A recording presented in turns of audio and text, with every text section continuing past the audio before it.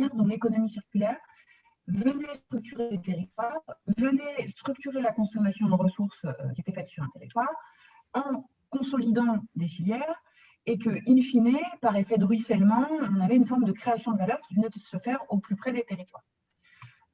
On a tiré le fil de la pelote en allant vers les thématiques d'aménagement et d'urbanisme en se disant, bon, en fait, si on pense le territoire, si on pense la ville et sa conception, et la ville et au-delà, et sa conception le plus en amont possible, comment est-ce qu'on peut maximiser notre efficacité dans la consommation de ressources, donc comment est-ce qu'on peut être sobre, et comment est-ce qu'on peut créer de la valeur sur les territoires. Et en parallèle, des travaux menés par Camille Saint-Jean sur la partie plutôt reporting RSE, où le constat était fait que le pilier sociétal en matière de RSE était encore peu abordé, alors que toute l'approche sociétale et notamment l'ancrage territorial des entreprises était un boulevard prospectif, en tout cas un sujet qui était extrêmement intéressant pour les adhérents. Donc tout cet écosystème de réflexion a été présenté fin 2017 dans une réunion avec nos adhérents, des experts, et l'idée de lancer un cycle de réflexion qui viendrait interroger la manière dont l'économie circulaire crée de la valeur s'est lancé. Et dont acte, en début 2018, on a présenté une première séance de groupe de travail sur création de valeur, économie circulaire et ancrage local. Alors, la première difficulté sur laquelle on a buté dans l'ouverture de ce cycle de travail, ça a été de définir ce qu'on entendait par valeur. Évidemment, au début de nos réflexions, il y avait cette intuition que l'économie circulaire, par son approche de sobriété, par son approche finalement économe en ressources, elle venait générer de l'économie, de la ressource qu'on n'avions pas consommée. C'est un peu les logiques de chasse au gaspillage qu'on retrouve dès qu'on va limiter nos consommations, on joue sur les factures et de fait, on génère des bénéfices. Donc ça c'était le point de départ, mais en se disant, il y a certainement de la valeur bien au-delà que cette simple création de valeur matérielle.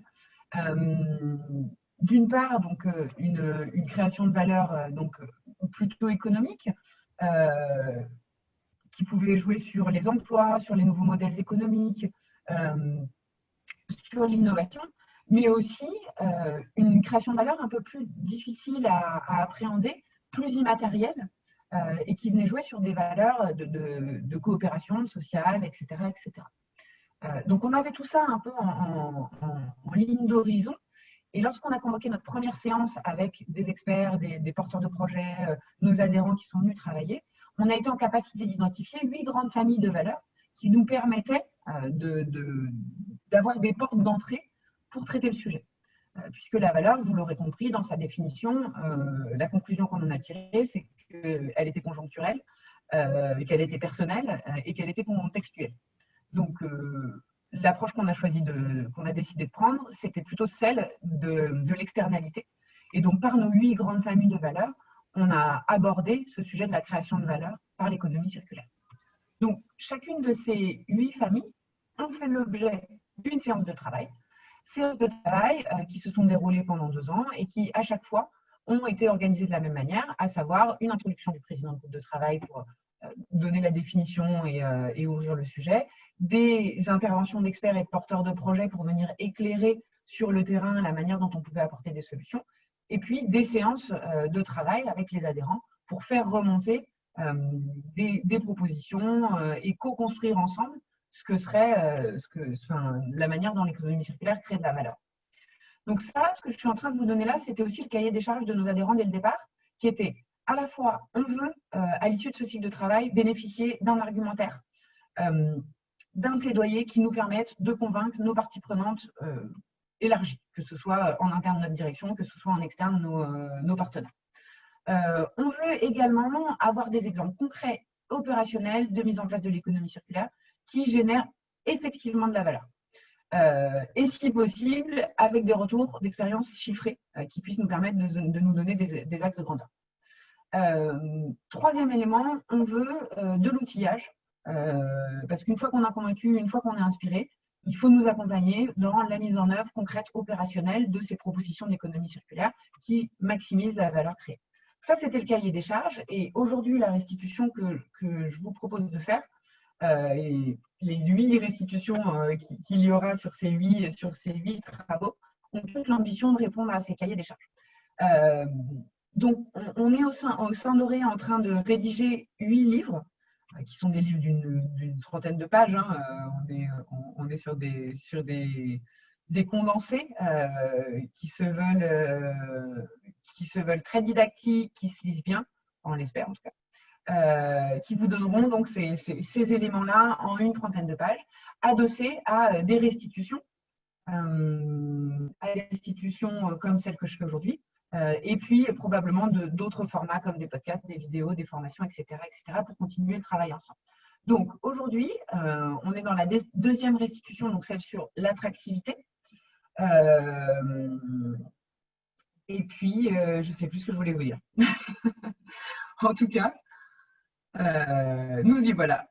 Je vous propose donc de nous lancer sur ce sujet de l'attractivité du territoire, avec le cahier des charges que je viens de vous donner, à savoir vous donner un argumentaire, vous donner des propositions concrètes, un décryptage et, j'espère, un outillage. Donc voilà comment va se dérouler cette séance. Je vais essayer d'être assez succincte.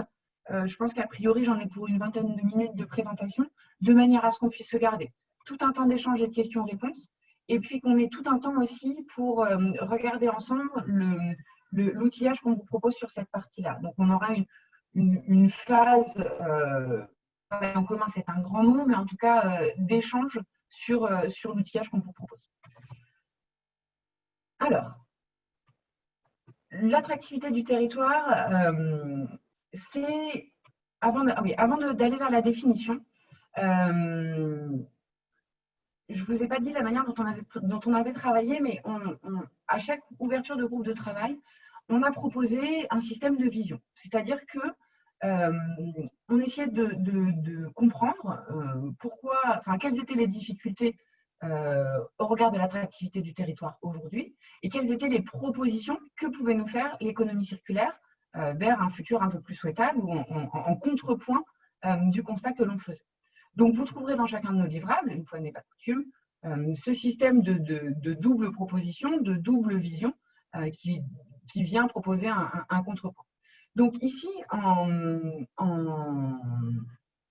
ouverture, le constat qui a été fait par nos adhérents, c'est qu'aujourd'hui, les territoires, ils sont pris dans une forme de spirale infernale où on a des baisses d'activité qui vont engendrer un dépeuplement, qui engendre une baisse de revenus des collectivités, qui entraîne une baisse de services, qui entraîne le dépeuplement, etc. etc. C'est ce qu'on appelle les spirales infernales et c'est le modèle que je vous présenterai tout à l'heure. En parallèle de quoi, on a aussi des territoires qui vont concentrer toute l'attractivité quand d'autres seront plus laissés pour compte. C'est toute la thématique et toute la problématique de la cohésion des territoires. Et on s'aperçoit aujourd'hui qu'un certain nombre de territoires ont une attractivité extrêmement forte. On pense à des métropoles qui viennent concentrer toutes les activités et qui agissent comme un aimant et viennent vider finalement les territoires alentours de leur force vive, de leurs compétences, de leurs activités d'une manière générale. On constate aussi une forme de compétition. Je vois qu'on a des territoires qui sont présents ce soir. Effectivement, on a des baisses de dotation des collectivités. Avec le renforcement d'un niveau de service qui fait qu'on a une vraie concurrence pour attirer les investissements. Et on a une nécessité d'efficacité dans la manière dont on gère les fonds publics. Autre point, c'est la théorie du saut percé. C'est l'idée qu'on peut être créateur de valeur sur son territoire. Pour autant, la valeur qu'on crée n'est pas forcément conservée sur le territoire. Pour éclairer mon propos, on pense aux GAFA qui ne payent pas forcément les taxes nécessaires sur les territoires ou à d'autres activités. Ici, c'est vraiment cette idée qu'on va avoir des investissements majeurs qui sont faits pour attirer des activités, pour attirer des investissements, et que rien n'est fait pour avoir un système de lockdown, d'ancrage de la ressource et de la valeur sur le territoire. Et enfin, dernier constat, c'est celui de l'indicateur, j'y reviendrai tout à l'heure dans les définitions, c'est le fait qu'aujourd'hui, en matière d'attractivité de territoire, l'indicateur qui est le plus utilisé, c'est celui des investissements financiers. voilà les constats, en tout cas les écueils territoriaux constatés par les adhérents aujourd'hui. Et en contrepoint, l'économie circulaire, elle se voudrait proposer une forme de modèle qui agirait comme un cercle vertueux, et vous verrez, ça sera tout le propos de ce soir, où elle serait en capacité de créer de nouveaux gisements d'emploi, qui attirerait de nouveaux habitants, qui eux-mêmes généreraient de nouveaux revenus, donc des revenus résidentiels ou des revenus économiques ou fiscaux, et qui financent ces derniers l'amélioration du cadre de vie. Et donc, avec un meilleur niveau de service, on attire de nouveaux habitants, etc., etc. Toute une forme de cercle vertueux qui se mettra en place sur les territoires.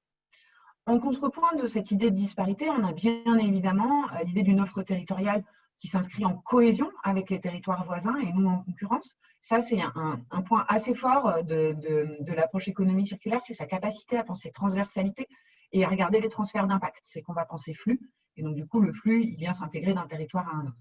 Donc, on n'est pas là pour déshabiller Paul et habiller Jacques, on est bien sur une proposition de cohésion territoriale. Au cœur également de l'économie circulaire, il y a l'idée de la coopération. On en reparlera lors de la séance sur la coopération, mais au cœur de l'économie circulaire, il y a cette culture de collaboration et cette capacité à générer un terreau ou une culture collaborative en créant des tissus d'acteurs, des écosystèmes, etc. Vous l'aurez compris, l'idée d'ancrage local aussi, qu'on retrouvera tout au long de tous nos travaux, où on a des modèles économiques qui sont des modèles de proximité au plus proche des territoires et qui réenracinent finalement l'économie et la valeur créée. Et puis enfin, l'idée d'être usager centré, pour ceux qui étaient là la semaine dernière, c'est quelque chose qu'on a beaucoup abordé dans les modèles économiques, mais c'est vrai aussi pour l'attractivité territoriale, c'est que l'usager a tout son rôle, toute sa place dans la création de l'offre territoriale. Et l'économie circulaire, par ses dispositifs de dialogue, par sa transversalité, par sa gouvernance renouvelée, elle offre des propositions, en tout cas, elle offre des moments et des temps pour réintégrer l'usager au centre de la création de l'offre territoriale. Donc, vous l'aurez compris, on a deux modèles et un qui nous semble peut-être un peu plus attractif que l'autre. Alors, j'en viens à la question de l'attractivité des territoires. Vous ne m'avez pas demandé ce que c'était finalement cette question de l'attractivité. Heureusement, parce que je serais bien en peine de vous le dire. Simplement, je peux vous donner quelques éléments ou quelques premières approches. Tout d'abord, je vous le disais tout à l'heure, aujourd'hui, on a tendance à aborder la question de l'attractivité, donc un territoire qui serait attractif ou pas attractif, selon le prisme des investissements. Pour autant, on se rend bien compte que la mesure des investissements, ce n'est pas suffisant pour définir un territoire qui serait attractif ou pas. Pour exemple, on a l'INSEE qui vient nous donner deux types d'attractivité. On a d'un côté l'attractivité économique productive, donc là, qui, elle, consiste à attirer des activités nouvelles et des facteurs de production. On parle de capital physique, tout ce qui va être immobilier, matériel de production bien durable. Le capital humain indispensable, donc qui correspond à toutes les connaissances accumulées par les actifs sur le territoire et qui sont mobilisables, bien évidemment. Et le capital immatériel, donc, qui correspond à la valeur qui est accumulée par le territoire sous la forme d'organisation, de savoir-faire, d'image de marque, de capital naturel. Et à côté de ça, on a l'activité économique dite résidentielle, qui, elle, consiste à attirer des revenus, que ce soit des habitants ou des touristes. Donc, on voit que l'INSEE, par exemple, nous donne tout un tas de panels de facteurs d'attractivité. En deuxième propos préliminaire, l'idée que l'attractivité, c'est une notion qui est subjective. Elle ne se définit, cette attractivité, que par rapport à un autre territoire ou d'un territoire à un autre, ou entre acteurs. L'attractivité, elle va aussi varier en fonction des époques, en fonction des lieux, en fonction des contextes. Finalement, cette attractivité, elle vient relayer une forme d'impression et un sentiment d'avantage concurrentiel, qui serait du coup à même de faire préférer un territoire d'implantation à un autre. Et donc, je vous l'ai remis ici. Donc, in fine, l'attractivité, ça reflète une perception d'un avantage concurrentiel, réel ou supposé. Et c'est en ça que l'attractivité, elle vient se différencier de la compétitivité, quand on est une résultante et éventuellement un facteur. Et enfin, je ne l'ai pas rappelé, mais la notion d'attractivité, c'est est généralement considéré comme un caractère positif, qui est facteur de vitalité pour un territoire, tant que les seuils d'engorgement du territoire ne sont pas atteints. Donc, c'est pour ça qu'on a l'attractivité qui est une préoccupation majeure de nos territoires, et ce, à différentes échelles. On est sur une notion qui est multiscalaire, puisque on va avoir une forme de compétition, ou en tout cas d'attractivité, qui va se faire entre les régions, entre les pays, etc. etc. Voilà pour les propos préliminaires. Alors, vous commencez à avoir l'habitude. L'idée, c'est de détailler la manière dont l'économie circulaire, elle va venir apporter des éléments de réponse, ou en tout cas des pistes d'action pour générer de l'attractivité du territoire, ou en tout cas pour créer de la valeur sur les territoires. Pour ce faire, on s'outille, ou en tout cas on s'aide d'un cadre de réflexion qui nous permet de venir disséquer la question de l'attractivité du territoire. Pour ce sujet spécifiquement, vous l'aurez compris, ça n'a pas été une mince affaire, puisque, comme je vous le disais, les facteurs d'attractivité, ils sont nombreux, ils sont contextualisés, ils sont personnels, ils sont spécifiques, etc. etc.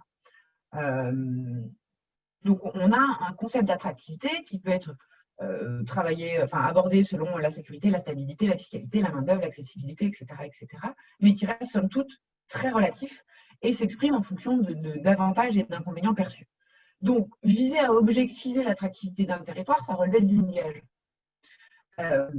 En revanche, ce qu'on était tout à fait en capacité d'objectiver, c'était le risque, ou en tout cas ce que représentait un territoire pas attractif. Et on s'est appuyé ici sur une représentation dont je ne vous ai pas mis la source, et vous m'excuserez, je me rattraperai ça quand je vous enverrai le PowerPoint, mais qui, de mémoire, est tirée de Géoconfluence, et qui s'appelle la spirale des territoires, la spirale de la décroissance territoriale. Merci. Et qui objective 4 grands éléments qui permettent de dire qu'un territoire est rentré dans une forme de mauvaise passe. Je vous le disais en introduction, mais si on prend la question de la démographie, si on commence à avoir une saignée démographique, on va donc constater le départ des habitants qui vont impacter finalement les formes urbaines. Donc on va commencer à constater de la vacance des bâtiments. On va également avoir un manque de moyens pour réhabiliter ces bâtiments, puisqu'on impacte sur la spirale des finances publiques. Ce manque de moyens va générer des baisses de services qui, elles, vont contribuer une nouvelle fois à la saignée démographique. On va également avoir un départ de la main-d'œuvre, donc on va avoir un départ d'activités qui vont générer des friches urbaines, un chômage massif, une érosion du système productif, etc. etc. La baisse donc tout ça va agir sur la baisse des aides et la baisse des rentrées fiscales. Et comme vous le voyez, finalement, la spirale se met en place et on est dans un cercle vicieux de la décroissance territoriale. Donc, ça nous semble être une représentation très parlante et très objective de ce vers quoi on ne voulait pas tendre. Et on a décidé de s'appuyer sur ce modèle pour montrer en quoi l'économie circulaire, elle pouvait enrayer cette spirale infernale. Alors, si on prend le premier élément qui est celui de la spirale démographique. Donc, selon la stratégie voulue, un territoire va avoir intérêt à attirer de nouveaux habitants. Donc, on le voyait tout à l'heure, pour enrayer notre spirale démographique descendante, on peut avoir intérêt à redynamiser l'économie, à développer une filière, à rajeunir la population, etc. etc. Donc, on peut avoir une stratégie de territoire qui vise à améliorer le solde migratoire. On aura d'autres territoires qui seront très attentifs à maintenir la qualité de vie en veillant à un solde migratoire plutôt modéré. Mais d'une manière générale, la capacité des territoires à garder ses résidents lui assure une forme de stabilité et de visibilité sur ses rentrées fiscales et son capital humain. Donc on estimait que le solde démographique était un point très important sur lequel l'économie circulaire devait agir. Donc, on a regardé quels pouvaient être les facteurs explicatifs de ce cycle migratoire et démographique. Et au cœur de ça, on trouve la question de la qualité de vie, qui est définie entre autres par le climat, les paysages et surtout l'offre de services proposés aux résidents. Sur la question des ressources naturelles et physiques, on a une qualité de vie perçue qui est très liée avec les caractéristiques clés du territoire, dont la géographie, le patrimoine naturel et culturel. Ici, l'économie circulaire, elle va avoir un rôle plutôt marginal sur sa capacité à lutter contre le dérèglement, enfin, contre les effets attendus du changement climatique. Elle va bien évidemment participer à la préservation des ressources, des sols notamment, vaste sujet, de l'eau, etc. etc. Mais elle contribue surtout à renforcer les aménités en contexte urbain. Par exemple, via de la végétalisation de parcelles ou des travaux sur des friches, mais aussi dans la constitution d'un patrimoine architectural exemplaire qui renforce l'activité physique de certains sites. Donc, on pense à des bâtiments totems. À Roubaix, on a le couvent des Clarisses, qui est la maison proof of concept de l'économie circulaire, qui a été extrêmement attractive. On pense à la maison du zéro déchet dans le 18e. Bref, des exemples de bâtiments totems sur l'économie circulaire qui agissent comme un facteur d'attraction à un moment sur un territoire. On a l'économie circulaire aussi qui participe à la création de symboles finalement, en permettant par exemple l'émergence de produits, de marques ou de labels emblématiques de territoire. Finalement, dans cette idée de ressources naturelles et physiques, l'économie circulaire, elle contribue à une amélioration dans le sens où elle aide à construire un récit de territoire, un récit qui est fédérateur et qui est moteur d'attractivité. Sur la question du niveau de service, alors bien évidemment, tout ce qui est service à destination des résidents, on pense aux écoles, établissements culturels, à la santé, l'offre médicale, la vie associative, le transport. Ça, c'est fondamental dans les critères d'implantation des habitants et des entreprises par ricochet, et qui du coup créent des emplois et attirent de nouveaux habitants. On voit que l'économie circulaire, là, elle a une action clé sur sa capacité à générer des effets positifs sur les services. Donc, d'une part, on a tout ce qui est accessibilité aux services de base, comme les transports et la santé, qui peut être amélioré via la mutualisation des équipements et l'idée aussi de fonctionner au juste besoin en optimisant les flux.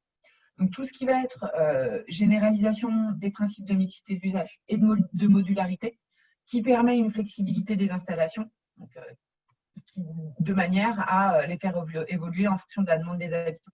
Donc, on pense ici aux infrastructures culturelles, sportives, aux cours d'école qui s'ouvrent, qui, en fait, en fonction des besoins, soit dans la journée, soit dans la semaine, soit dans l'année, peuvent procurer des espaces supplémentaires pour des activités supplémentaires. On a toute une logique aussi d'écosystème qui permet de faire adapter des lieux adaptés aux désirs de chacun. Je le disais en introduction, mais cette idée de remettre l'usager au cœur de la création de l'offre territoriale, c'est très fort dans l'économie circulaire et c'est ça qui permet de faire remonter les besoins adaptés. Donc les conciergeries, les jardins partagés, l'animation de friches, tout ça, c'est des points de contact, c'est des points de rencontre avec les usagers qui permettent de dessiner des offres sur mesure et d'avoir une réponse extrêmement qualifiée aux besoins de nos habitants. Et du coup, une amélioration très concrète de l'offre de services. Donc finalement, on voit qu'à travers de cette nouvelle approche, l'économie circulaire, elle favorise l'émergence d'un terreau social qui est très fort. Et ça aussi, on s'en doute, mais cette capacité à avoir des écosystèmes resserrés, à avoir des échanges et à avoir de la collaboration entre les habitants, c'est aussi facteur d'attractivité ou en tout cas de containment, de fidélisation des habitants. Et ça, on pense à des systèmes d'échange entre voisins, des systèmes d'échange locaux comme les CEL, des plateformes entre voisins, ainsi de suite. Donc, in fine, sur ce sujet, on voit que l'économie circulaire, elle participe au développement d'une offre attractive de services à destination des entreprises et à destination des résidents. Donc, on a deux éléments qui sont forts ici. C'est la capacité d'accompagner un récit de territoire et pas uniquement de formaliser un récit de territoire, mais d'ancrer un récit de territoire et de construire cette histoire de territoire sur le terrain. et la fidélisation des résidents vers une offre de service qui est plus adaptée. Alors ici, oui, effectivement, j'illustrerai ça avec l'exemple de Mobicop. Je pense que c'est quelque chose c'est une initiative que vous connaissez tous. C'est du covoiturage solidaire. Et Mobicop, ils ont une offre notamment à destination des collectivités, qui est une offre solidaire. Donc, au-delà de la partie covoiturage plutôt usuelle, où en fait, ils proposent d'avoir des covoitureurs qui font un petit détour sur leur trajet pour aller désenclaver des personnes isolées de l'emploi et des transports avec une aide financière, via une aide financière de la collectivité. Donc on voit comment une initiative, somme toute, de rationalisation de ressources, de mobilité, permet aussi d'agir sur une question de désenclavement et de lien social. Sur le sujet de la spirale socio-économique, ici, donc, on a, je vais y arriver.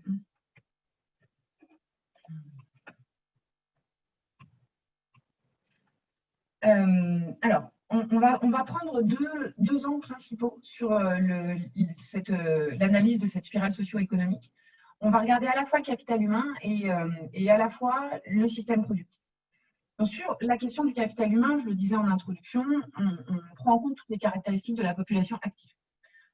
Les connaissances, les compétences accumulées, donc ça peut être des savoir-faire, de la maîtrise des langues, donc les ressources humaines aussi qui sont disponibles immédiatement ou à court terme, des effectifs sur une filière donnée qui pourrait intéresser à un moment un secteur ou des entreprises, la qualification de la main-d'œuvre, les coûts salariaux, la productivité, la réputation de la main-d'œuvre aussi, je reviendrai tout à l'heure. On voit que dans ce cadre-là, l'économie circulaire, elle permet de stimuler l'offre d'emploi. Si le sujet vous intéresse, j'ouvre une parenthèse, mais on aura toute une séance de restitution spécifique sur le sujet de l'emploi. Parenthèse fermée. Donc l'économie circulaire, elle met sur le marché des travailleurs qualifiés. Et elle représente un terrain favorable à l'émergence de filières d'excellence sur les territoires. Donc, en fait, en capitalisant sur les ressources des territoires et les savoir-faire traditionnels et en développant de nouvelles compétences et procédés. Ici, je vais vous donner l'exemple de la filière bois dans les Vosges. Peut-être que certains d'entre vous ont entendu parler de la fameuse école de bois des Vosges. Tout ça, ça part d'un contexte de territoire où on s'aperçoit qu'on est en train de perdre toute l'industrie, que les dernières industries, c'est les scieries et qu'elles désertent le territoire. Et finalement, les acteurs du territoire se réunissent et décident de se lancer dans une filière d'excellence de bois pour la construction.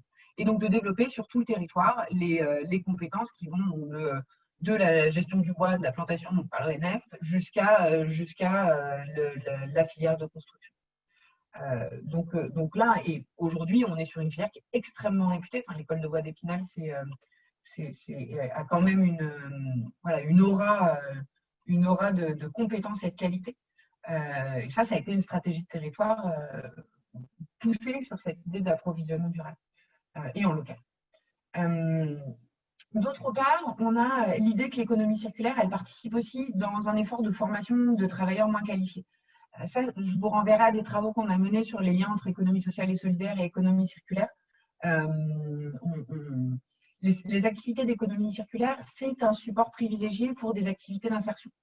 On pense à tout ce qui va être réparation, gestion des déchets, etc. Donc, on apporte une forme de réponse aussi à des enjeux d'insertion de personnes éloignées de l'emploi, dont on assure la formation avant de relâcher finalement sur le marché du travail des travailleurs compétents, qualifiés, propres à se réinsérer. Et puis enfin, on a tout ce qui gravite autour des réflexions d'économie de la fonctionnalité, et ça c'était quelque part le sujet aussi de la semaine dernière, l'idée que ces réflexions-là, elles permettent une montée de gamme de l'offre, insuffler plus de sens au travail et une montée en compétences des collaborateurs. Le capital immatériel dans l'économie de fonctionnalité, c'est vraiment important. Voilà sur la partie capital humain et emploi. Sur la partie du système productif, vous vous en doutez,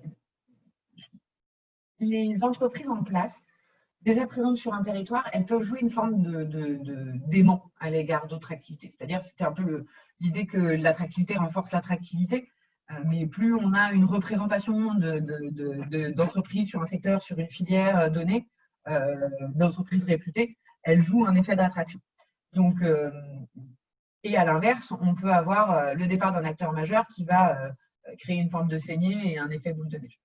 Donc, notre économie circulaire, elle, à l'inverse, elle permet de développer, de sécuriser et de renforcer un pool d'acteurs économiques présents sur un territoire. Donc, bien évidemment, ce qu'on trouve au centre de ça, c'est tout ce qui va être dynamique d'échange, de synergie, de mutualisation. Donc là, on est au cœur de l'écologie industrielle et territoriale. Plus on renforce la coopération entre les acteurs, plus on ancre les activités sur le territoire, et plus on ancre les activités entre elles, et plus on ancre les acteurs leaders.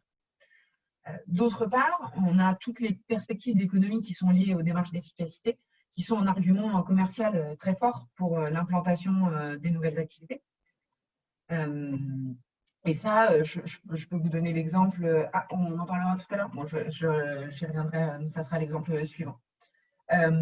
Et puis enfin, je vous le disais, mais finalement, l'économie circulaire, c'est un peu un levier de revitalisation pour des territoires en difficulté. Et ici, je l'illustrerai par ce qu'on appelle les Phoenix Territories. Donc, vous avez peut-être vu passer les territoires Phoenix, qui sont ceux qui ont connu une forte dévitalisation. Je vous parlais tout à l'heure des Vosges, mais on pense aussi aux Hauts-de-France, à Détroit aussi. Et ces territoires Phoenix qui ont été fortement dévitalisés et qui renaissent de leur centre grâce à des dynamiques durables ou d'économie circulaire. Dans le bassin minier, il faut parler de Détroit, Détroit par des dynamiques aussi d'alimentation locale. Je vous ai mis ici l'exemple du CETI, donc qui est le Centre européen des textiles innovants, qui est un acteur qu'on côtoie beaucoup parce qu'aujourd'hui, c'est un acteur qui est extrêmement moteur sur le recyclage des textiles. Et aujourd'hui, il peut se targuer, ce Centre européen des textiles innovants, d'être dans le top 5 des centres techniques mondiaux. Donc on voit qu'on passe d'une industrie en perdition à une industrie hautement innovante et extrêmement reconnue sur sa compétence textile, notamment, parce qu'il y a bien d'autres compétences.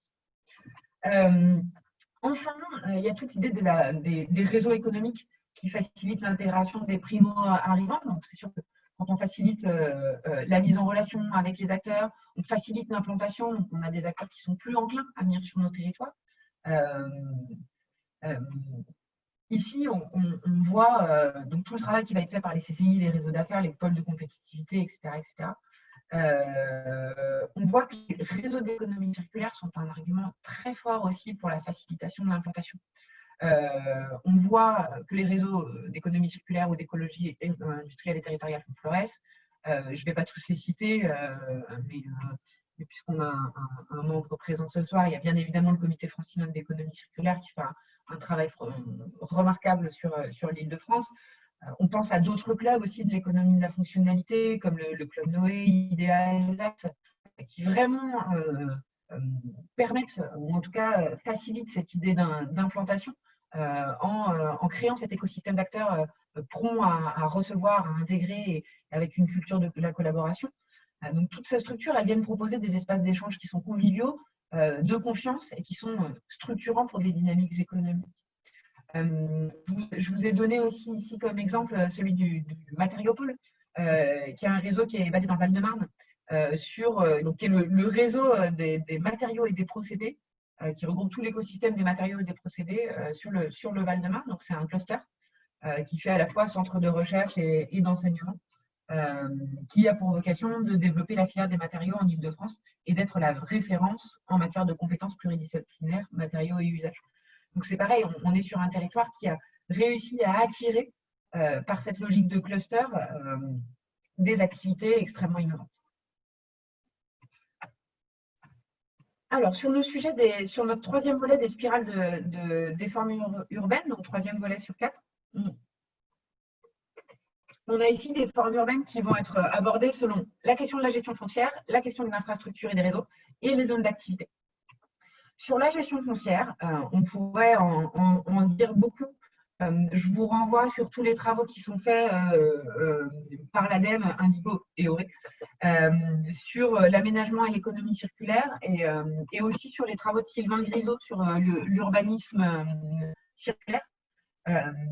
On a une capacité de l'économie circulaire à gérer la ressource foncière, les friches, la vacance, qui est extrêmement intéressante. À la fois, enfin, par une triple approche que j'emprunte à Sylvain Grisot, qui est l'intensification des usages des sols et des bâtiments, la transformation de l'existant, pour redonner un usage à une friche ou un bâtiment délaissé, et le recyclage des espaces, c'est-à-dire reconstruire la ville sur son emprise.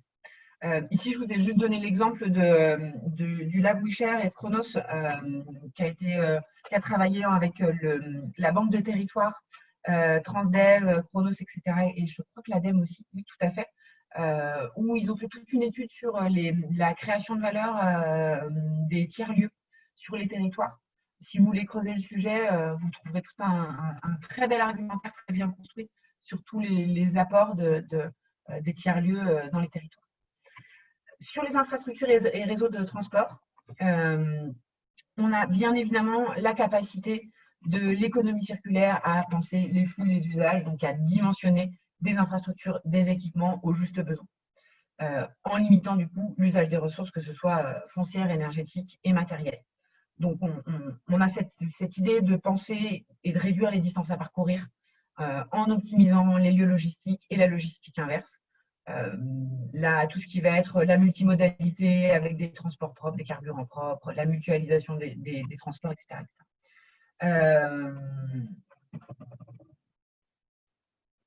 Et puis, sur la question des zones industrielles et d'activité, le mieux, c'est que je vous donne l'exemple peut-être de BeCircle, qui est peut-être une initiative que vous avez vue, puisqu'on l'avait présentée en 2017, peut-être dans les outils d'économie circulaire, mais c'est l'offre économie circulaire d'une zone d'activité qui est située dans la première région industrielle de France,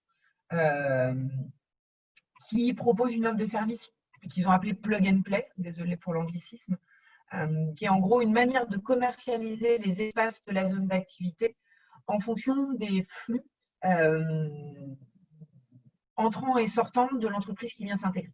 Donc, c'est-à-dire qu'on va être en capacité de dire à notre prospect que s'il s'intègre à tel endroit dans la zone d'activité, il va pouvoir mutualiser son flux énergétique, son flux de chaleur et mutualiser un entrepôt, ainsi de suite.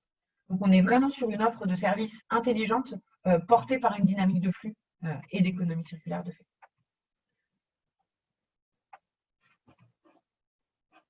Et in fine, la spirale des finances publiques, bien évidemment, donc vous l'aurez compris, le nerf de la guerre. Donc, dès qu'on a de la diminution des activités, des départs des habitants, tout ça, ça entraîne des baisses de rentrée fiscale, alors que dans le même temps, c'est le moment où la collectivité elle a le plus besoin de moyens pour compenser et relancer l'économie, valoriser le patrimoine, améliorer ses services. L'économie circulaire, elle apporte du coup l'opportunité et une réflexion sur d'autres modes de financement et de nouvelles façons de créer de la valeur. On a à la fois la capacité de l'économie circulaire à donner des clés dans l'attribution des aides et l'orientation des subsides vers des projets qui vont maximiser l'impact social et environnemental sur le territoire. Finalement, l'économie circulaire, elle peut agir comme une grille de lecture pour objectiver les critères de choix aux porteurs de projets. Donc, quand on est dans un contexte de raréfaction de l'aide publique, on peut s'appuyer sur une grille circulaire pour venir orienter, donc éco-conditionnaliser les aides, appels à projets, des budgets participatifs. Ça, c'était pour la partie raréfaction des subsides. Mais en parallèle, l'économie circulaire, elle vient aussi offrir des nouvelles opportunités de financement. C'est-à-dire qu'on a de nombreux leviers de financement qui sont liés à des projets d'économie circulaire. On pense à des financements européens, donc H2020 ou sur l'Urban Innovative Action, où on sait que sur les prochaines années, on va avoir des lignes de crédit fortes sur les sujets d'économie circulaire. On a aussi des appels à projets spécifiques, on pense au TIA, au PIA, qui viennent cibler sur des sujets d'économie circulaire, ou des appels à manifestation d'intérêt spécifiques, ou encore des subventions nationales, régionales, qui toutes viennent flécher des financements supplémentaires sur le sujet de l'économie circulaire.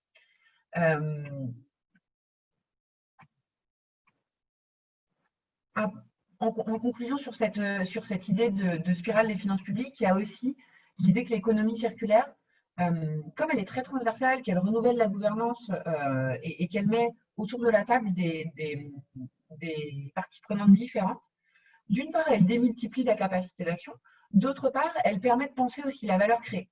C'est-à-dire qu'on peut essayer de penser les externalités positives sur l'ensemble de la chaîne de valeur et d'identifier la valeur créée pour tous les acteurs. Donc, on voit des projets multipartenariaux qui font émerger une nouvelle gouvernance et qui font aussi évoluer les modèles économiques de chacun.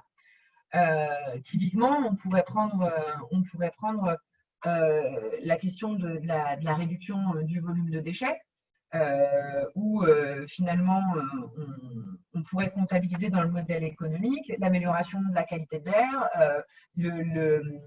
la limitation du bruit parce qu'on va parcourir moins de kilomètres, et mettre ça dans la balance, une gouvernance de la valeur plus élargie.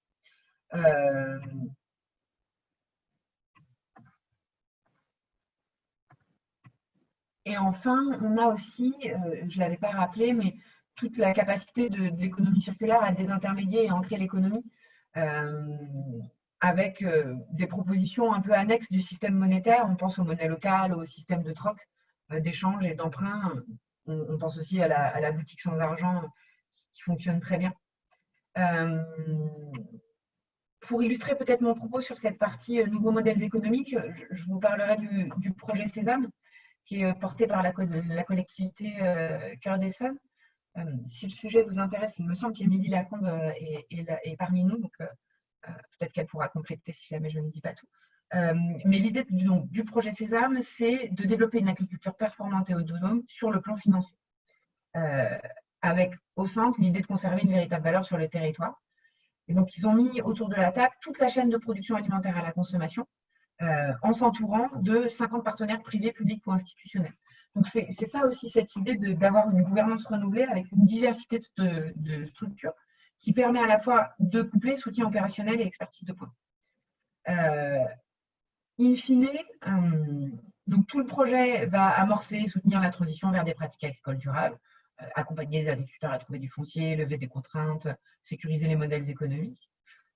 Et pour mener à bien ce projet, donc on a 75 millions d'euros qui sont mobilisés sur 10 ans et qui sont répartis à 85% en investissement et 15% en subvention.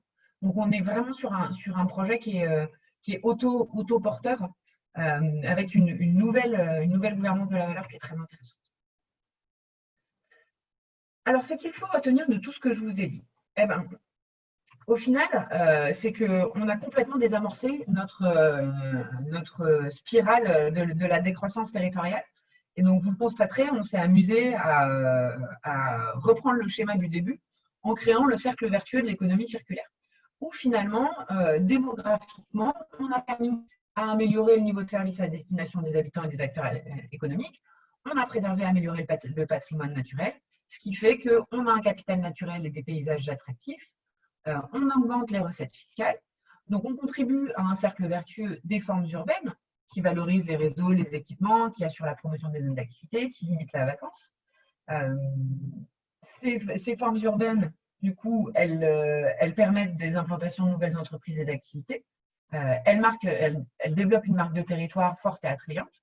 Donc, tout ça, ça impacte notre cercle vertueux socio-économique en maximisant les interactions entre acteurs, augmentant les gains en matière de compétitivité, redynamiser les industries en difficulté, favoriser le développement des filières d'excellence, encourager la montée en compétences des collaborateurs et la formation des publics éloignés de l'emploi. Donc tout ça, ça permet l'augmentation des recettes fiscales et ainsi de suite. Je ne vais pas tous vous les détailler, je pense que vous avez compris le tableau. Donc on a complètement désamorcé notre spirale infernale. Alors, Finalement, ce que je voudrais que vous reteniez, c'est que l'économie circulaire, donc, elle vient se positionner ici au service de la régénération des territoires. Que l'idée de la coopération, grâce à l'économie circulaire, c'est une stratégie de territoire gagnante. Je vous donnerai simplement un chiffre qui est celui donné par l'Institut de la ville et du territoire, qui a démontré que les relations intra-acteurs sur un territoire influent à 40% du différentiel du dynamisme économique entre deux territoires. Donc, autrement dit, le maillage entre acteurs d'un territoire, la capacité à s'organiser ensemble et l'intensité des interactions de ce territoire sont propices à l'attractivité et au développement économique local. Donc, les stratégies coopératives au cœur de l'économie circulaire, elles sont favorables pour les dynamiques de territoire. Et c'est un déterminant du développement économique. L'idée d'aller vers des territoires de l'excellence durable qui créent et conservent la valeur, je pense que vous l'aurez compris dès l'introduction, mais aujourd'hui, la question du territoire durable, elle est incontournable dans les stratégies de marketing territorial.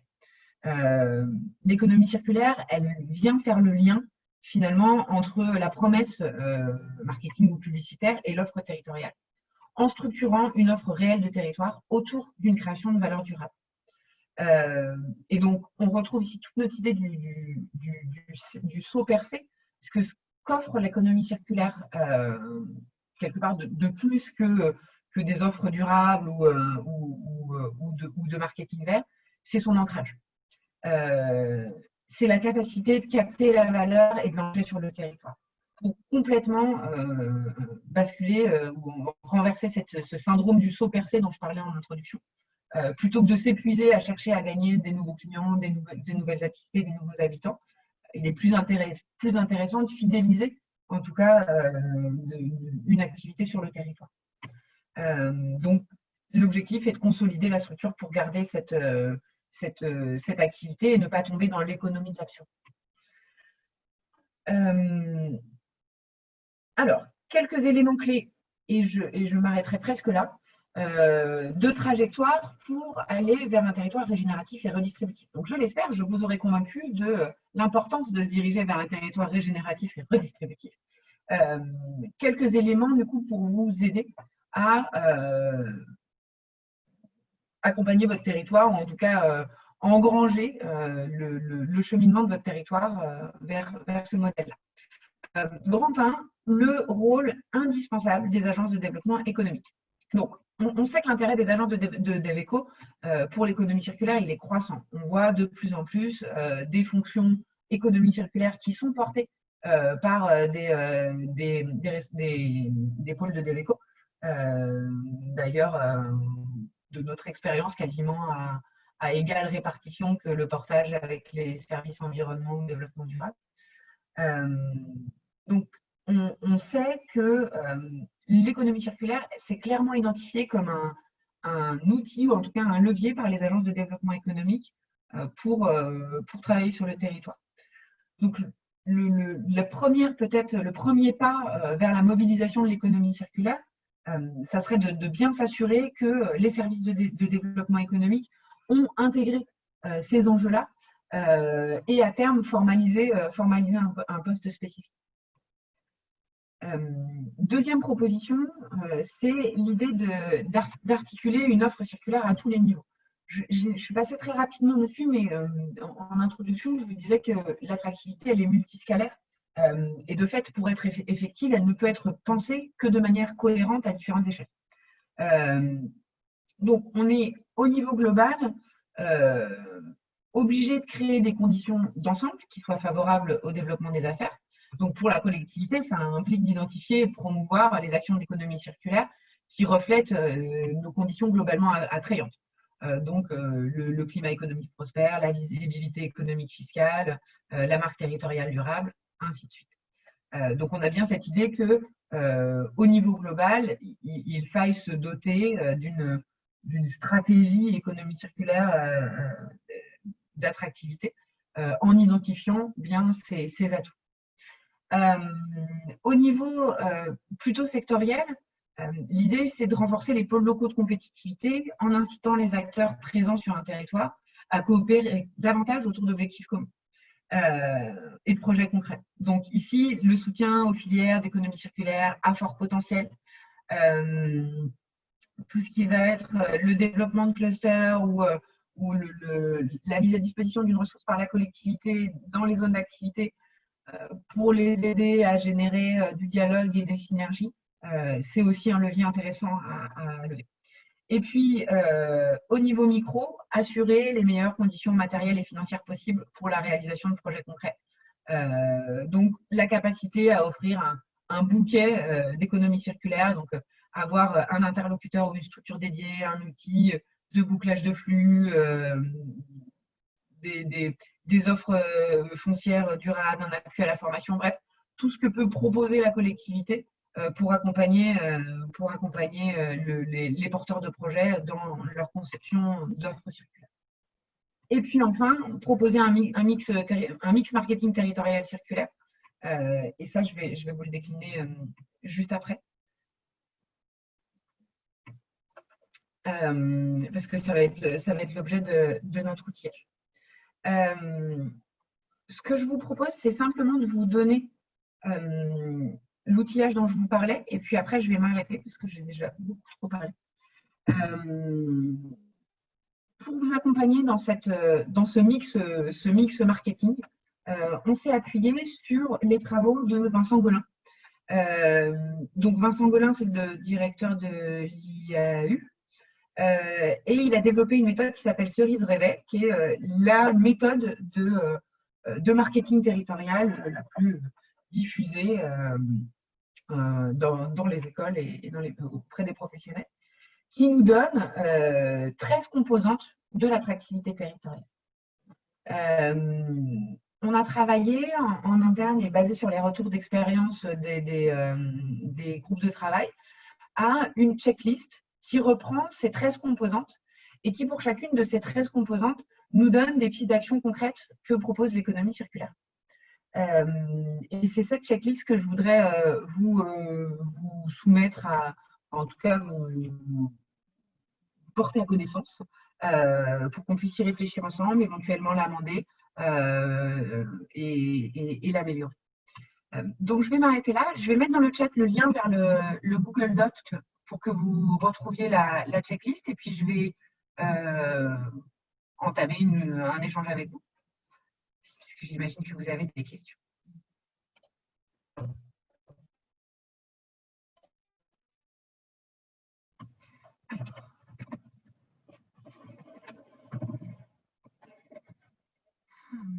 Alors, qui est-ce qui veut reprendre sa question? Je vais juste chercher.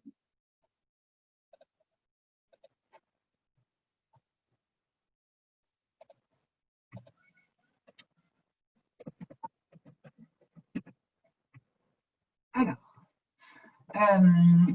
Fanny, tu me demandais si les critères sont aussi plus importants, négligeables par rapport aux critères emploi. Est-ce que tu voudrais bien, s'il te plaît, me repréciser, parce que je pense que ça faisait du coup écho à quelque chose que j'ai dit, mais là, je le remets. Tout à fait. Vous m'entendez bien? Oui. Ok. C'était au moment où tu parlais de dynamique démographique sur les territoires et tu évoquais des critères de cadre de vie, par exemple, et de contribution de l'économie circulaire au cadre de vie, à un bien-être local. Et voilà, je m'interrogeais sur est-ce que c'est significatif des critères d'économie circulaire. Par exemple, j'étais ravie d'avoir la maison du zéro déchet à côté de chez moi, mais ce n'est pas forcément un critère qui fait que je vais venir emménager sur un territoire. Voilà, on peut avoir. Est-ce que vous avez des éléments un peu d'importance relative de ces critères-là? Non, puisque, enfin, déjà, on le verra, on va les mettre les mains un peu dans le modèle cerise rêvée, mais on s'aperçoit qu'il y a une vraie difficulté à objectiver ce critère d'attractivité. La seule chose qu'on est en capacité de faire, c'est de faire un listing de tout ce qui est à prendre en compte. Après, on voit bien que tous ces critères qui sont à prendre en compte, donc si on prend le modèle cerise réveil, il y en a 13, ils sont relatifs en fait à chacune de nos cibles. Je vous parlais tout à l'heure de mix marketing territorial. il y a plusieurs choses à prendre en compte. Donc, une fois qu'on a nos critères, c'est déjà une première chose. Mais en plus de nos critères, il faut qu'on prenne en compte aussi nos cibles. Donc, toujours dans le modèle cerise-rédé, mais sauf que nous, on n'y reviendra pas, mais en tout cas dans les préconisations de Vincent Golin, il donne 15 cibles principales à adresser. Donc, je les ai sous les yeux, je vous les cite. Les résidents, les étudiants, les retraités, les entreprises, population active spécifique, visiteurs d'affaires et exposants étrangers, exportation, grands équipements, entrepreneurs, artisans, commerçants, consommateurs, associations et organisations, événements professionnels, capitaux mobiles, établissements publics, événements festifs et récréatifs, activités présentes, temporaires, mouvements et touristes. Donc sur ces 15 cibles, si on veut faire un marketing territorial complet, il s'agit d'appliquer nos critères spécifiquement à chacune de nos cibles. Donc, pour répondre à ta question, finalement, on voit bien que la proposition d'offre d'économie circulaire, elle ne va pas parler de la même manière à un touriste qu'à un gestionnaire de grands équipements ou qu'à un gestionnaire de grands événements. Donc, chacun va avoir, rien qu'en typologie d'acteurs, une sensibilité ou en tout cas un intérêt différent à des solutions d'économie circulaire. Nous, ce qu'on a essayé de faire, c'était au moins de brosser le champ des possibles et de solutions que pouvait apporter l'économie circulaire, étant entendu qu'aucune des solutions n'est la bonne. Ce qui sera la bonne solution dépendra du territoire, de sa stratégie au global, de ses atouts et ses contraintes, de ce vers quoi elle veut aller et de la cible spécifique à laquelle elle s'adresse. Est-ce que je réponds bien à ta question? Oui, merci. Merci. Marc, je vois que tu me demandes si des territoires permettant des expérimentations te paraissent incontournables, sorte de démonstrateurs territoriaux permettant de montrer à voir aux autres acteurs du territoire qu'une démarche de C, de IT, de FC impacte favorablement les synergies, l'environnement, l'emploi et les motiver à faire de même. Tu me demandes si j'ai des bons élèves à citer en termes de territoire? Ma réflexion, Caroline, c'était, j'ai cru voir dans l'une de tes diapos qu'il y avait un petit logo sur un parc naturel. Peut-être je me trompe.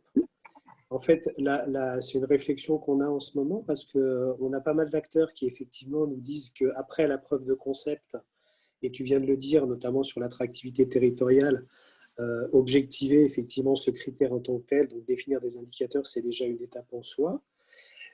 Après, on peut nous tous ensemble valoriser des réalisations, mais pour en faire de nouvelles, la question qui peut se poser, c'est est-ce qu'effectivement le premier pas ne passe pas justement par une expérimentation locale sur laquelle tu peux faire venir des usagers, des habitants, éventuellement des chefs d'entreprise qui peuvent venir voir. Et je te dis ça parce qu'on sait par ailleurs qu'il y a quelques essais qui sont faits au niveau de certains parcs naturels régionaux en Île-de-France, mais qu'il semblerait que le petit gap ne permette pas ensuite d'être un peu déployé auprès d'autres acteurs. Donc, c'est ce qui motivait ma question. Donc, je ne sais pas si du coup, indépendamment d'exemples que tu aurais en tête, est-ce que tu penses qu'il y a quelque chose que notamment la puissance publique, les financeurs, etc., pourraient éventuellement appuyer sur ce type de démarche qui renvoie plutôt à des démarches expérimentales sur le territoire, bien sûr? Bien sûr. Alors, le logo de l'ONF, effectivement, j'ai cité l'ONF, mais c'est le PNR, c'est le PNR des Vosges qui a mené toute la démarche sur l'école de bois d'Épinal dont je parlais. Donc, qui est une très belle démarche d'écosystème territorial. Et en fait, j'en parle parce qu'on va mener pour le compte de l'ADEME et du ministère ce qu'on appelle les circuits de l'économie circulaire, qui sont des visites de territoires exemplaires, sites pilotes, démarches un peu avancées sur des sujets d'aménagement d'économie circulaire. Je te dis ça parce que la réflexion de nos interlocuteurs à l'ADEME et au ministère était à peu près celle-ci, à savoir comment est-ce qu'on arrive à donner envie, comment est-ce qu'on arrive à montrer par l'exemple, comment est-ce qu'on arrive à inciter des démarches sur les territoires. Et l'intuition, c'était celle de se dire, en fait, il faut aller voir. Il faut amener des participants, aller à la rencontre de ces écosystèmes pour leur donner envie. Et effectivement, on voit de plus en plus alors ça prendra le mot que tu veux, mais de learning expeditions, d'apprentissage expérientiel, de visites, de circuits. Mais l'idée d'aller rencontrer les porteurs dans un écosystème, donc chez eux, pour voir les maillages et la culture de collaboration qui est faite, c'est pour moi un atout important. Ceux qui seront les meilleurs apôtres de ça, c'est nos amis de l'Institut des territoires coopératifs, qui eux mènent des itinérances. Donc ils partent à pied sur des durées de 6 semaines, aller rencontrer les porteurs de projets sur un territoire pour bien se saisir de ce terreau collaboratif. Ok, merci Caroline. Je t'en prie. Est-ce qu'il y a d'autres questions, d'autres réactions?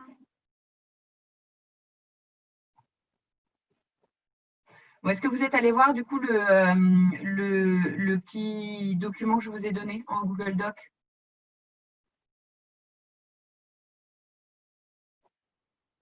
Vous y avez accès? Vous me confirmez? Parce que normalement, j'ai regardé les accès. Je pense que tout le monde y avait accès. Oui, c'est bon. Ouais. Ok. Ouais, super. Merci Stanislas. Je vais l'ouvrir en même temps que vous. Donc, l'idée Ouais, merci. L'idée, c'était de vous mettre à disposition quelque chose qui résumait un peu comme une forme de checklist, mais qui vous résume de manière pragmatique ce que je viens de vous donner là en 3/4 d'heure. Pour que vous puissiez ne pas être pris au dépourvu si on vous dit oui, mais alors qu'est-ce qu'on peut mettre en œuvre? Là, vous avez à peu près en tout cas toutes les solutions auxquelles on a pensé en faisant tout ce travail. Donc, vous verrez qu'après chacun des items, j'ai fourni un point libre pour que ce soit complété. Parce que ce travail n'avait pas du tout vocation à être exhaustif, mais en tout cas à venir compiler l'état de l'art des réflexions et de toutes vos contributions pendant la phase de travail. Je ne sais pas si déjà ça vous amène peut-être des réflexions.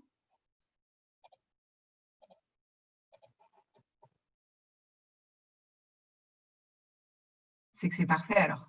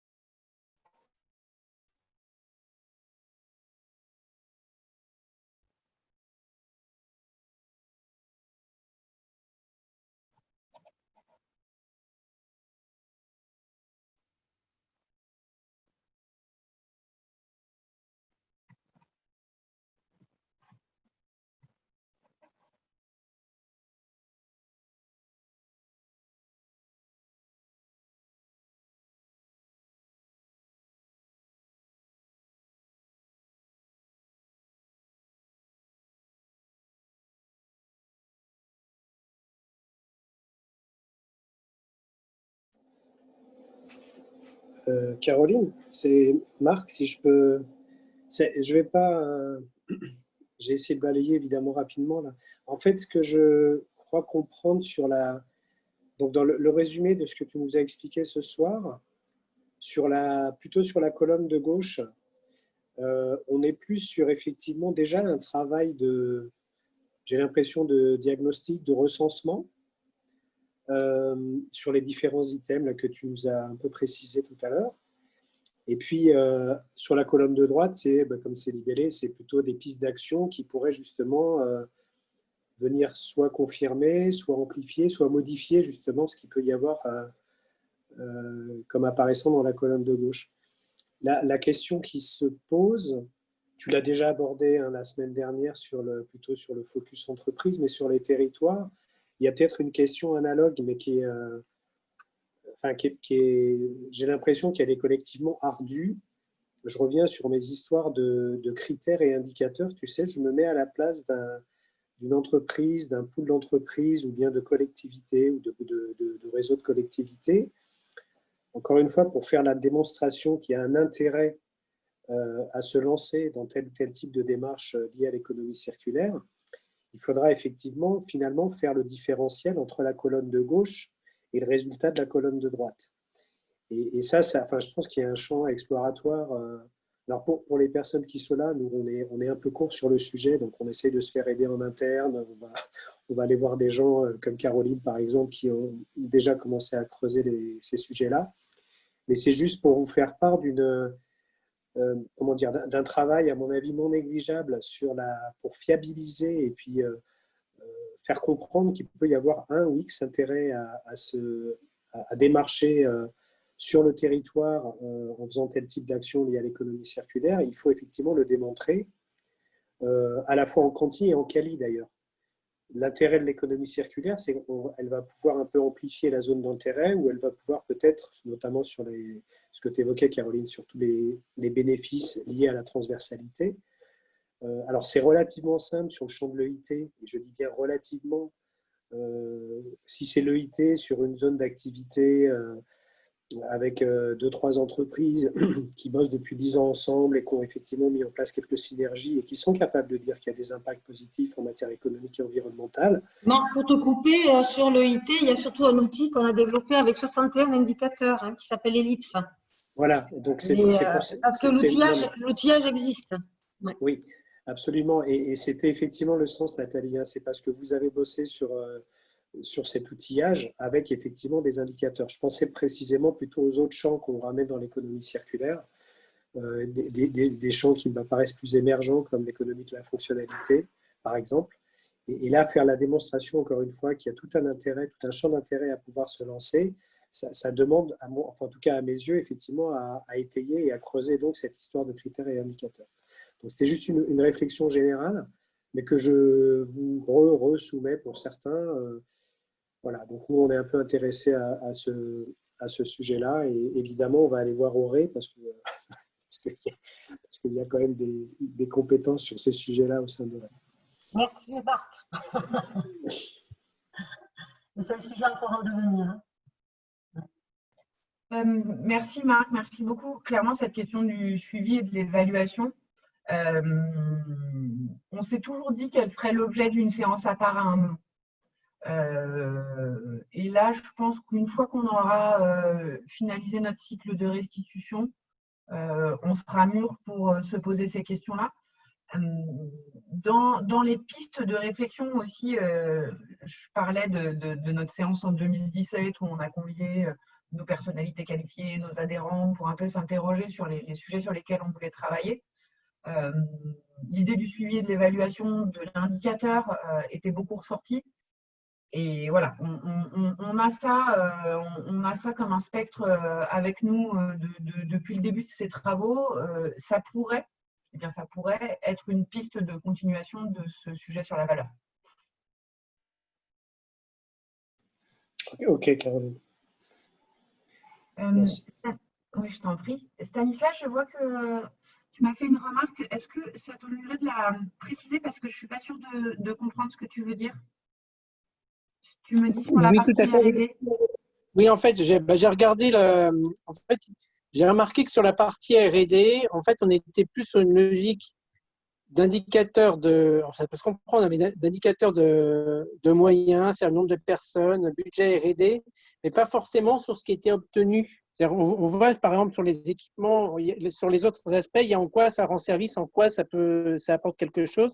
Sur la R&D, sur l'aspect R&D, tel que c'est présenté en tout cas, On est plus sur les moyens que sur ce qu'on a obtenu, typiquement sur des innovations clés qui peuvent avoir fait référence ailleurs. On est plus en amont plutôt que sur ce que le territoire a obtenu. Je pense par exemple, presque même un contre-exemple quelque part, sur le territoire de Dunkerque où il n'y a pas forcément, en tout cas il n'y avait pas jusqu'à maintenant peu d'écoles d'ingénieurs, peu d'universités très implantées. Pourtant, ils ont réussi sur les EIT à faire un peu une certaine référence sur ces démarches d'EIT. Donc, on voit que de ce point de vue-là, il y a quand même quelque chose du point de vue recherche et innovation, sans que ça passe forcément par de grands budgets de R&D ou de grands effectifs de R&D. Okay. Et inversement, de grands budgets de R&D peuvent aussi amener à des innovations qui font référence mondialement, bien sûr. Oui, effectivement.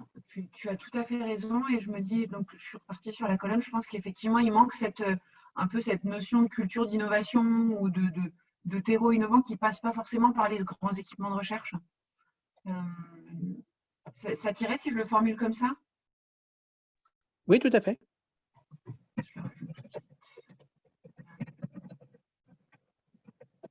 Très bien.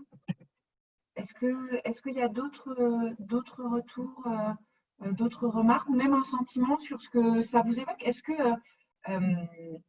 Émilie, je te prends à partie, mais est-ce que pour ton territoire, par exemple, c'est un outil ou c'est une checklist qui va être d'une utilité? Comment est-ce que les uns les autres vous positionnez sur cet outil? Bonjour à tous. Tu m'entends? Vous m'entendez? Oui, parfaitement bien, Émilie, merci. Alors, je trouve ça hyper intéressant. Moi, la lecture, ça m'ouvre plein de perspectives et plein de questions que je ne m'étais pas posées. Donc, du coup, c'est vraiment chouette. En revanche, je me mets à la place d'un territoire qui ne s'est jamais posé. Alors, je me mets à la place de deux façons. Par rapport aussi à une remarque qui a été faite tout à l'heure sur les services développement économique des collectivités. Je pense que pour un territoire qui ne s'est jamais posé de questions sur l'économie circulaire ou qui est vraiment au balbutiement de la démarche et ou pour des collègues qui sont des purs développeurs économiques, il y a peut-être des choses qui mériteraient d'être précisées, des termes qui mériteraient d'être expliqués. Voilà, il y a peut-être des choses qui peuvent ne pas être évidentes d'un premier abord. Voilà, ou je ne sais pas, qu'il y ait des exemples, peut-être. Oui. Voilà, c'est vraiment la remarque. Merci beaucoup, Émilie. D'ailleurs, est-ce que tu peux, juste pardon, qu'est-ce que la chronotopie?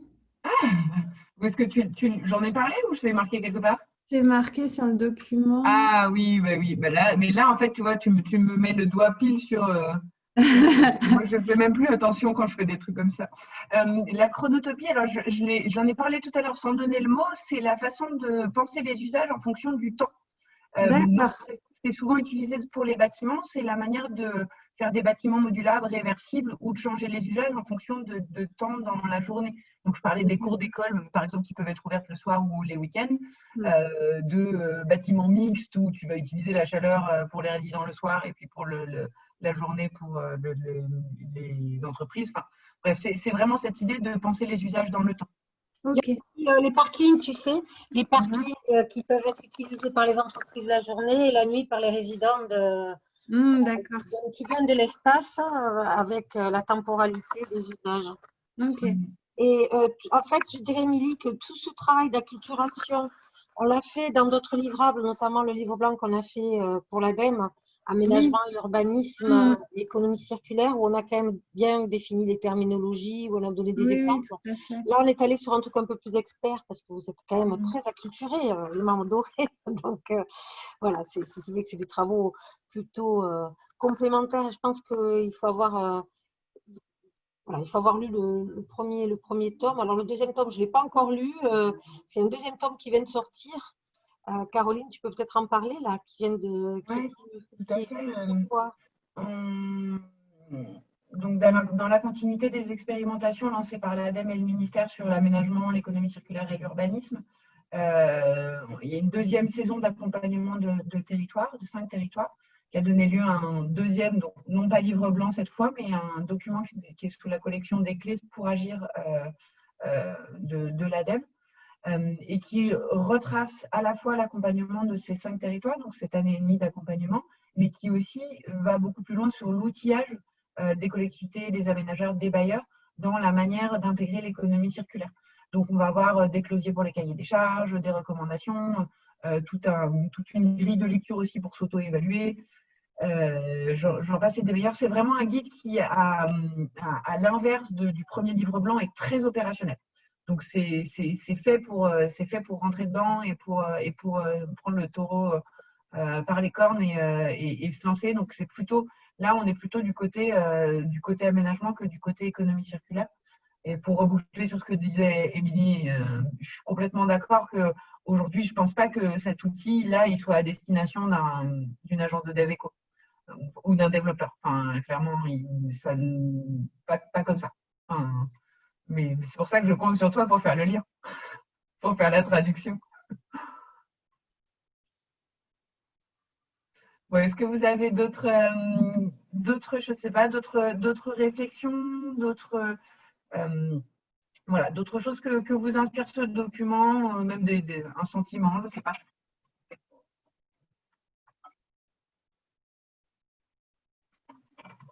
Rien du tout? Bon, écoutez, si les questions s'arrêtent là, eh bien, me reste à vous dire… Ah, je vais juste vous repartager mon écran une petite seconde pour vous donner les prochaines séances. Me reste à vous remercier beaucoup pour votre attention, pour vos apports toujours précieux, et pour vous dire que le cycle de restitution continue. Je vous donne rendez-vous la semaine prochaine.